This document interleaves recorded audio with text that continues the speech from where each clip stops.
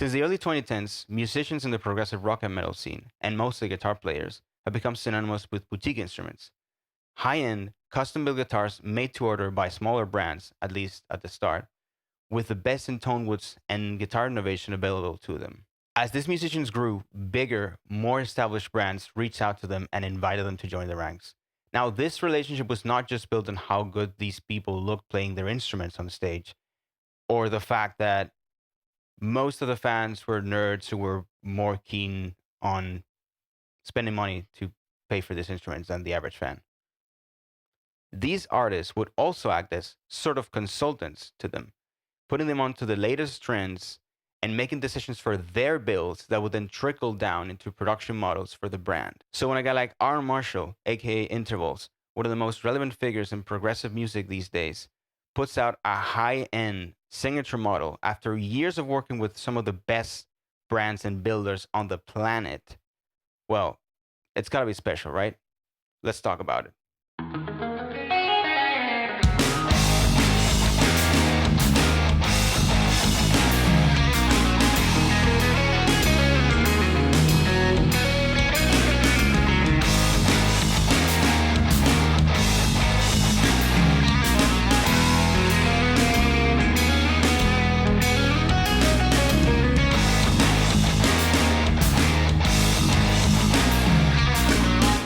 Hey guys, Tides here. If you're new, I'm a guitarist, producer, and audio engineer from Spain who just moved to Berlin after years of living in Los Angeles.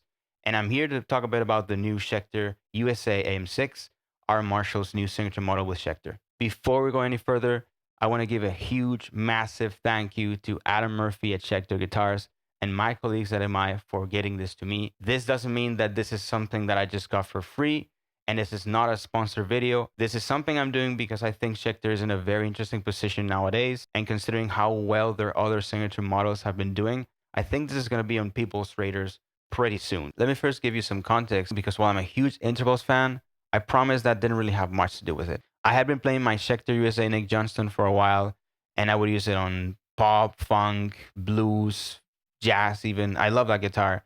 But every time I had to do something heavier than rock, I would still reach out for my mayonnaise. And that's mostly because while I love the pickups on that Nick Johnston, I really couldn't handle the noise. And I also didn't want to swap them out because the tones that do work for me on that guitar, I really, really, really love. I also had known an older body guitar before, and there was something about the brightness at the mid-range on that that I was really starting to dig. And of course, there's many things to tone, many factors.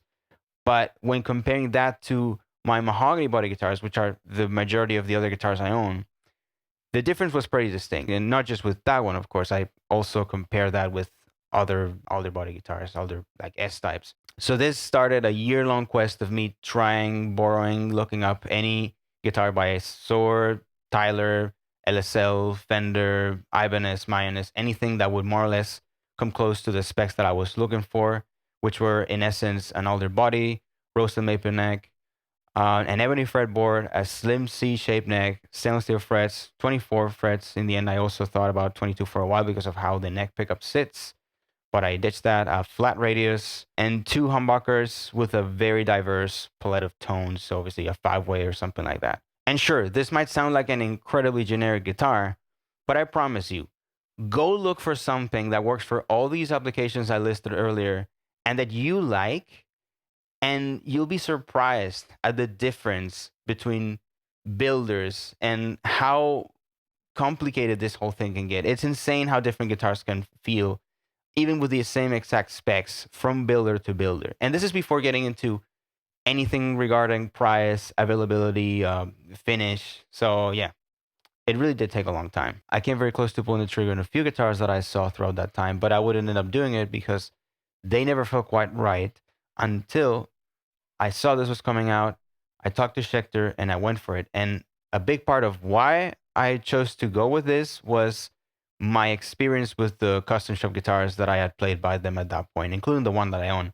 I think I played like 7 or 8, and all of them were so consistently great across the board that based on the specs of this alone, I just knew it was going to be fantastic, and it is.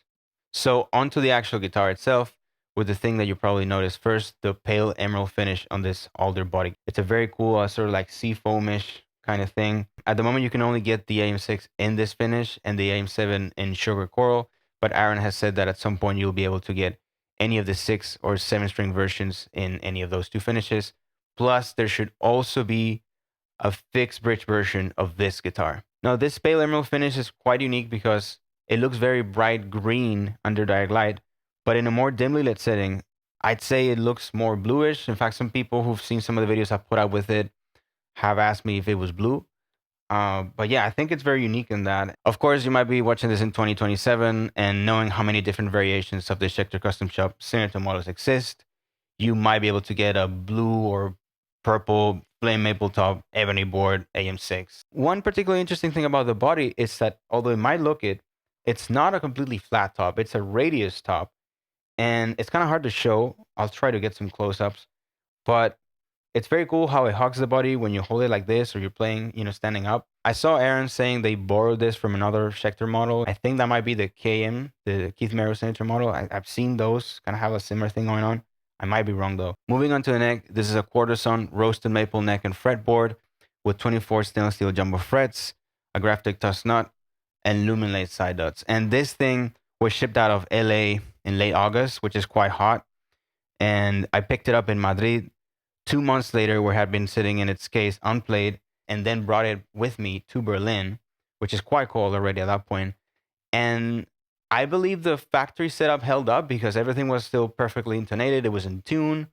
The action was perfect. So yeah, I'm very impressed. That's a lot of temperature changes and a lot of time and distance for a guitar to not need any sort of tweaking. This is a very slim C-shaped neck. In fact, I think this is the closest to a D shape that I've seen a C-shaped neck go, if that makes sense, because it does have like those rounder shoulders, but it's so thin and it's like kind of like really flat in the center. I'll do a close-up of all this, but it almost feels like if you take the Nick Johnston, which also has a slim C-shaped neck according to Schecter's website, and you sort of like buffed it down, you would kind of end up with this. This is a 40-inch radius and this is a 16-inch radius, but they have the same 1.67-inch nut width.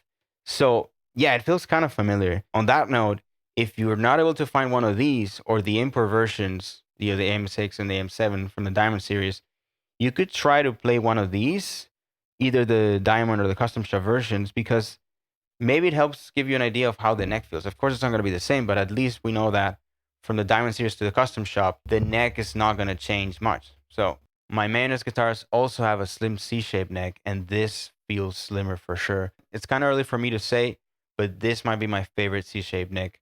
Props to Aaron for specking it out. Besides that, it's got this very cool intervals inlay on the backplate and his signature on the back of the headstock. Pickups are his signature Solstice and Equinox set from Schecter, Alnico 8, Alnico 6, 14 and 9 kilo ohms respectively. And they have this modern polished PAF feel, but they're really warm and open. And if you want to get all his tones from all his discography, you will definitely have an easy time doing it with this. They do the chuggy stuff and the Edge of Breakup equally as good, but I was really glad to see how versatile they are. The bridge can get really tight if you lean into it.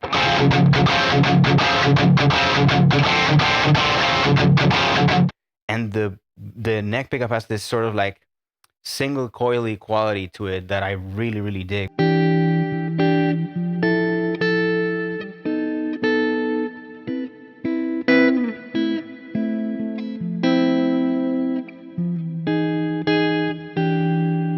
Maybe it's just me projecting that from the Nick Johnston because I love that neck tone, but it's definitely like very snappy and almost like bluesy. Like if you play really hard, you will get that sort of like blooming compression that is, very easily achievable with a single gold pickup.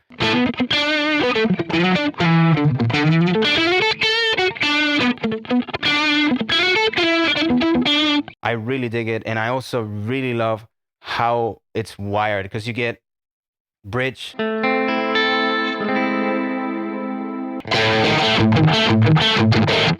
inner coils,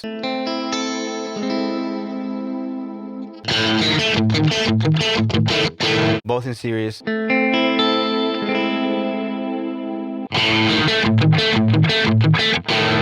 outer coils,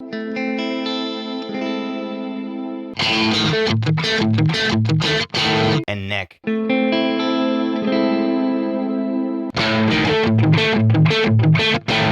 And you don't have coil top or coil split or anything like that. I just don't really like that. I think it's more of a gimmick. For me, it's never worked. You don't really get that close to a neck pickup, and there's a drop in volume, and it sounds a bit sterile, and it's a bit stiff to play even. Of course, there's pickups that split way better than others, but for me, I just never really dug that. And, with this, you get all 5 positions with 5 usable tones. Doesn't mean every tone will work with these, but you will get usable tones with every position on the selector switch. So yeah, I might have to rewire all my other guitars.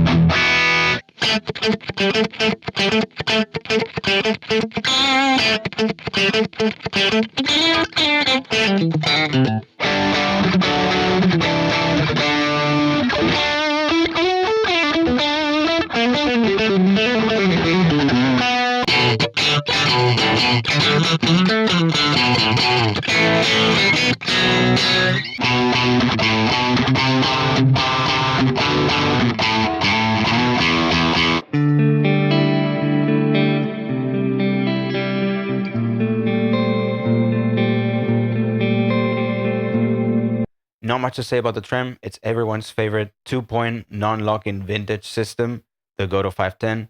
I'm not a trem guy myself. Every time I've owned a trem-equipped guitar, I end up tightening the screws so much that it doesn't move or blocking it. But because I couldn't really ask Schecter to have this set up exactly how I want it, it arrived fully operational, and I'm having a bit of fun with it. I don't know. I might keep it like that for a while. Eventually, I have a feeling I might just do the same thing I always do, just for the, extra peace of mind and stability. Now, the most out there aspect of this guitar are definitely the tuners. So these are hip shot locking tuners with a barrel style tuning peg that Aaron himself designed with Schecter. And from what I could gather from the few interviews where he's talked about this guitar, it seems like it was primarily just to give it like a bit of a unique thing. It does feel like you have a bit more control over the turn because there's so much to grab onto. But I realize that because I do tend to put a lot of my index finger between a tuning peg and the next, this kind of had like a bit of a learning curve, as stupid as it sounds, because I couldn't really do that. There's no space here because of how tight it is.